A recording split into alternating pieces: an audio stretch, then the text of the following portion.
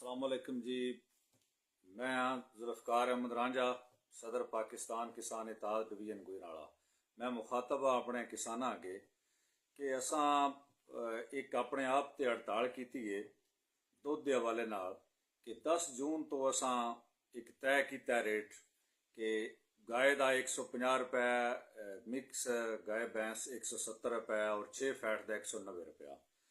असां ये हड़ताल की कि इस 10 जून तो असां इस तो घट रेट ते फरोख्त नहीं करना। 2.5 महीने पहले असां कोशिश की आई कि असां 2 दिन की हड़ताल की, उनके सप्लाई शार्ट हुई।